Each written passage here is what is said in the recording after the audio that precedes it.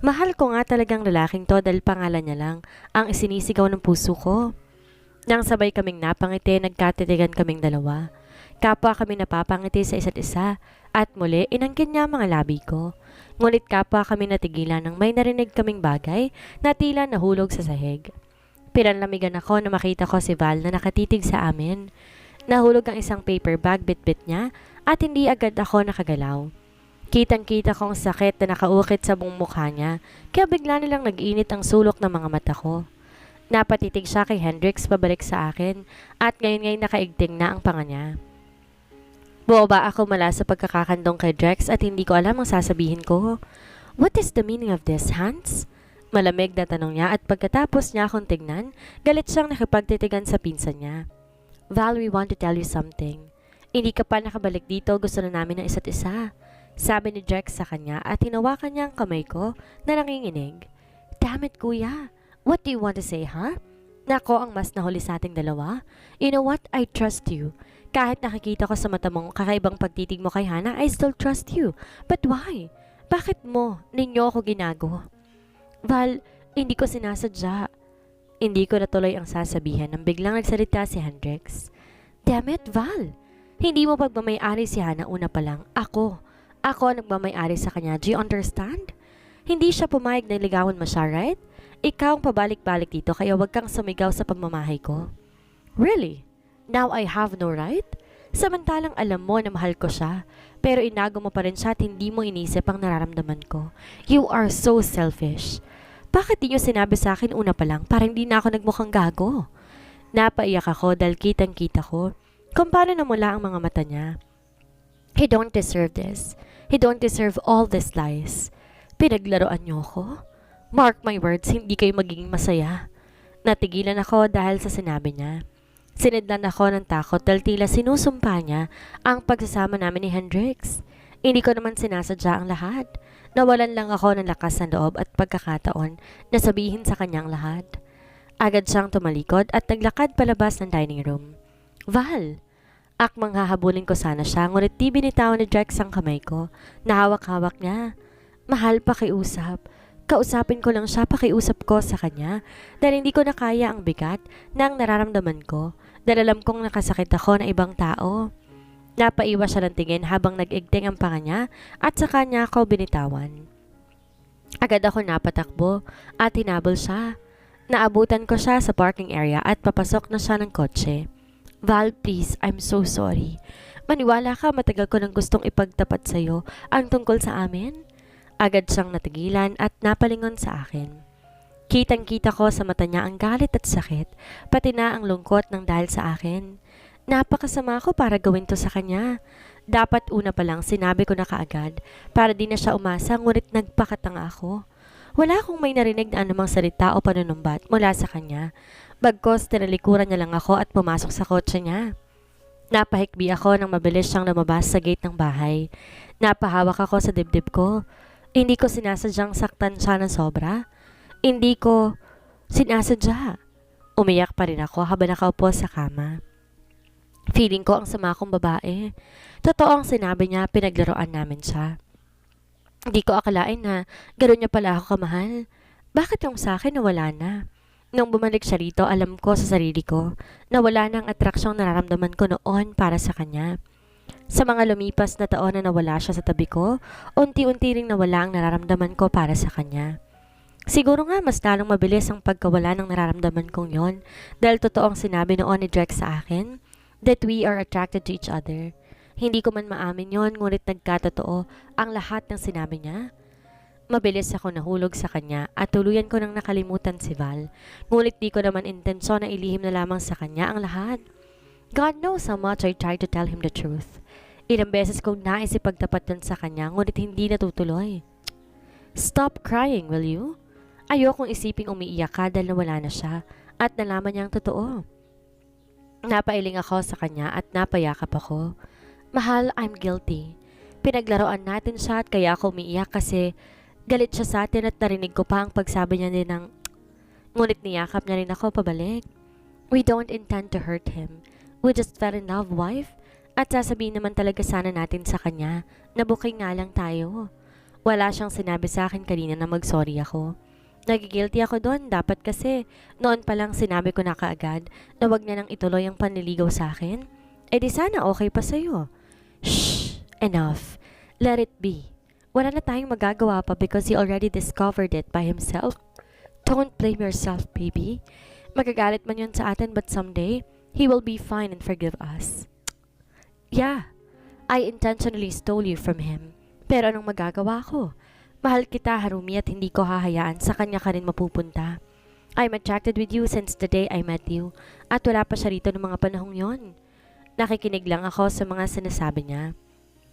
Yeah, maybe mas nauna siyang nakilala ka, pero mas nauna naman akong naangkin ka, kaya hindi po pwedeng pumagit na siya sa atin.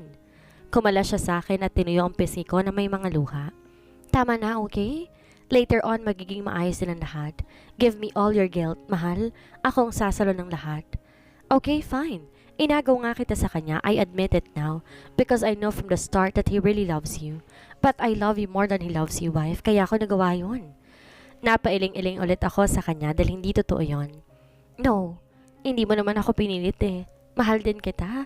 Pareho tayo ng nararamdaman, mahal. Kaya sumabay na lang tayo sa agos ng pag-ibig. Nga lang, nasaktan ko siya. Ilang beses kong nais na ipagtapat sa kanyang lahat, ngunit laging hindi natutuloy.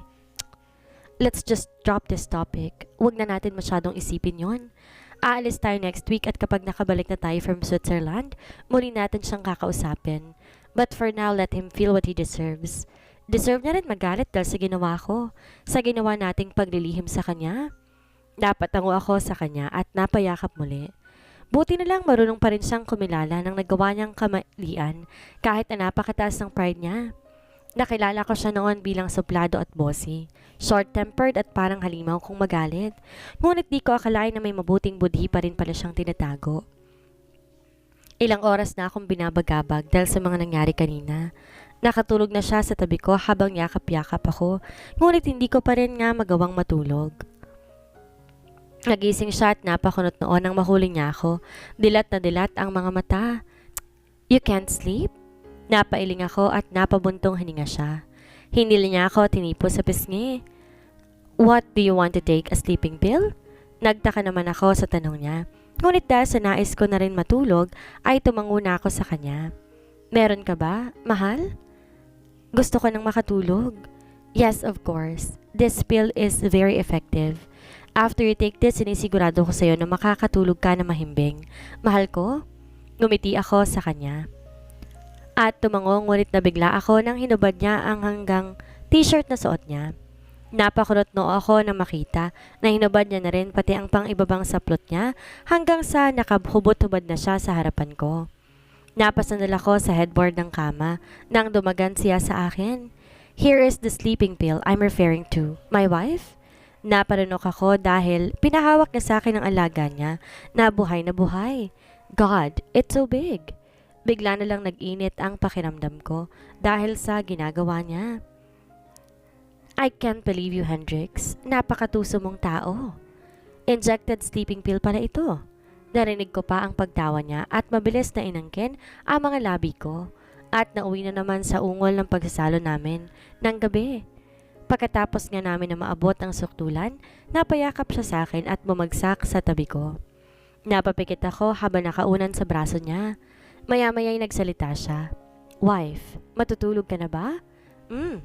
Ungol ko dahil inaantok na ako. See? The most effective sleeping pill. Kapag hindi ka makatulog, feel free to ask me for the sleeping pill, mahal, ha? Ibinigay ko kaagad sa'yo. Napatawa ko habang nakapikit dahil sa sinabi niya. He never failed to make me laugh.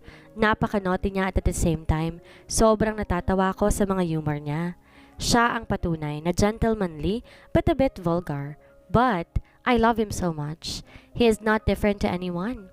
Doktor nga talaga siya dahil magaling siyang mag-inject gamit ang malaki niyang injection. Walang sayang kapag pinasok niya na sa loob. At lagi nga niyang sinisigurado na naiputok na talaga sa loob ang lahat ng laman ng injection niya. Hindi na ako magtataka kung mabuntis na kaagad ako. I'm willing to bear his child. I'm happy to be the mother of his future babies. Ilang days na lang aalis na kami papuntang Switzerland. Pero nasa isip ko kung ano ba ang sasabihin ko kay Val pagbalik namin. Hendrix told me na kapag nakauwi na ako at muli namin siyang kakausapin. Kailangan nga lang namin na palipasin ang init ng ulo niya. Pero natatakot ako dahil baka hindi niya na ako arapin pa. I value him too because after we fell in love with each other before, kaso nga lang nang mawala siya ng ilang taon, naging faded din ang damdamin ko para sa kanya. It was not really my intention. Si Jex kasi lagi akong sinusuyo at hindi ko mapigilang mahulog sa kanya. God! Si Val ang lagi nagbibigay sa akin ng flowers pero si Helkert naman, imbes na ang bulaklak ang diligan, ako ang dinidiligan niya. Paano ko makakatakas sa mga bisig niya kung kakaiba naman siyang manuyo? Isa pa, noong binigay ko na ang sarili ko sa kanya, wala na akong plano pang ibigay pang muli ako sa iba. Napatulala ako habang nakatitig sa swimming pool na hindi kalayuan sa akin. Nakaupo ako sa isang lounge chair habang inaalala ang mga nangyari kahapon. Malamang ngayon, galit na si Val sa akin, sa amin ng pinsan niya. At hindi ko pa rin talaga maiwasan na isipin iyon. Mahal, napalingon ako nang marinig kong boses niya. Unti-unti ako napangiti dahil nakita ko siya sa pinto at may bitbit na bouquet. Napakaganda ng hawak niyang bulaklak. Puro white roses at ito na nga yatang naging favorite ko imbes na ang tulips. Lumapit siya sa akin at inabot ito. For you. How is your day, mahal ko? Inabot ko naman ito at yumakap sa kanya. Thank you, mahal. Okay lang naman. Akala ko gagabihin ka. Napatingala ako sa kanya. I miss you kaya umuwi ka agad ako. Napatawa ako sa sinabi niya. Ilang oras pa lang naman kami nagkahiwalay. Pumunta siya sa ospital at sa company niya at sinabi niya sa akin kanina, gagabihin siya. Talaga? Alam mo, mahal, naisip ko kanina, magluluto ako ng favorite dish mo mamaya para sa dinner, kaso nandito ka na eh. Really? So let's cook then. Of course, you have to teach me first. Na-excite naman ako sa sinabi niya. Inakbayan niya ako at pumasok kami ng bahay at tumiretso sa kitchen. Nilapag ko ang bouquet sa ibabaw ng counter at nakabuntot lamang siya sa akin. Natatawa ako dahil nagpapakit pa talaga siya at kinikindatan niya ako. Feeling ko nga nag-init ang pisngi ko dahil sa ginagawa niya. And at the same time kinikilig ako. Tinuruan ko siyang magluto. Favorite niya ang adobong karne kaya yun ang tinuro ko sa kanya. Pero ewan ko ba kung nakuha niya ang mga sinasabi ko kasi nakayakap siya sa likod ko habang nagluluto kaya hirap na rin ako na makagalaw. Mahal, nakuha mo ba? Of course, nakuha na kita. Akin ka na, mahal ko. Napapikit ako at napatawa dahil yon ang binulong niya sa akin. What I mean is, yung tinuro ko sa'yo, Doc. Narinig ko pang pagising niya, tinalikan na lamang bigla ako sa pisngi. Of course, baby. Tinuruan mo ako magmahal ng sobra kaya sinikap kong angkilin ka ng lubusan. What else? Napakunot noo ako at napalingon sa kanya. Napahagikik na lang ako nang bigla niya akong pinanggigilan sa leeg. I love you, mahal kong Hana. Napahipo ako sa panga niya na may konting facial hair. I love you too, mahal kong Hendrix.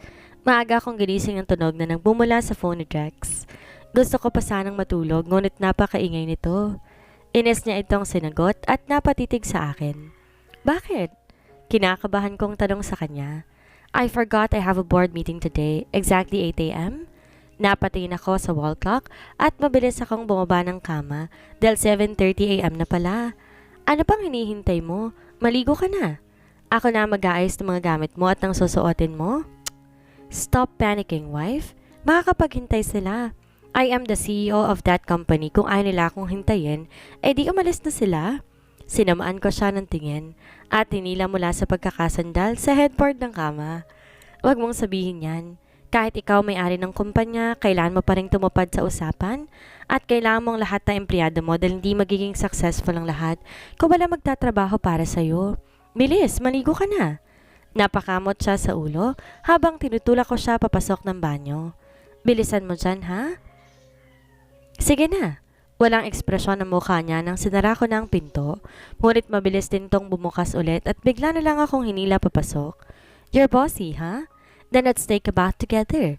Nakangisi niyang sabi sa akin. Ilang minuto na lang, Hendrix, at mag-aalas 8 na mamaya niyan. Kung saan man pupunta ang kalokohan mo. We're just going to take a bath. What's wrong with that? Come here.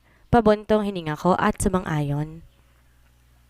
Nagtaka talaga itong doktor. Sabay nga kaming naligo at syempre, hindi mawalang halikan sa ilalim ng shower dahil likas na sa kanya ang pagiging magandang lalaki.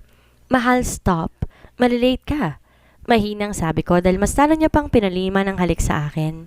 Wait, hindi ka ba naaawa sa akin? Tsaka niya tinuro ang alaga niyang galit na galit at nakatutok to sa bandang puson ko dahil mas matangkad siya. Hindi ko mapigilan na mapatawa sa sinabi niya dahil tila nagmamakaawa. Nakabusangot habang nakatitig sa akin kaya niyakap ko ito sa bewang. Isang round lang, mahal ha?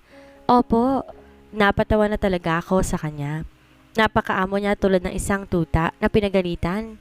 At nang dahil sa mga kalandian niya, alas 8 na talaga nang makalabas kami sa banyo. Tinulungan ko siyang mag-ayos at tinali ko ang necktie. Mabilis niya ako dinampian ng halik at pagkatapos kong gawin yon.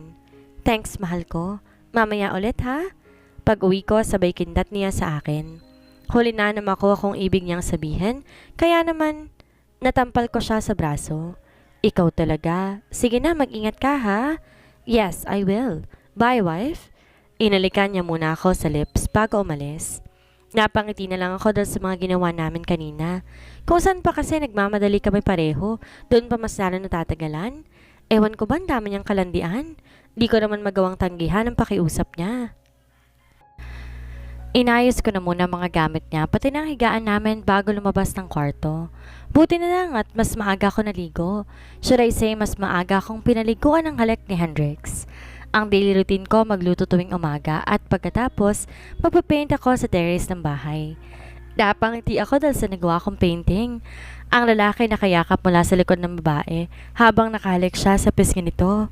Hindi ko maiwasang matuwa dahil sa ganda na nagawa ko. Naalala ko ang mga eksena nung nagluluto kami kahapon.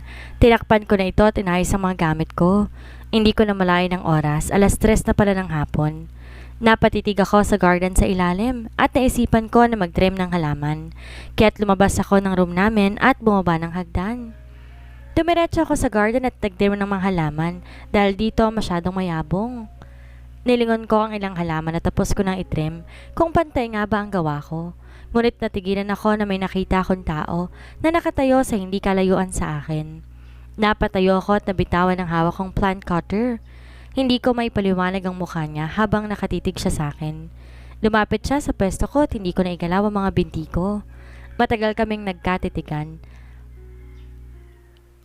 at punong-puno ng sakit ang mga mata niya. Val, can we talk?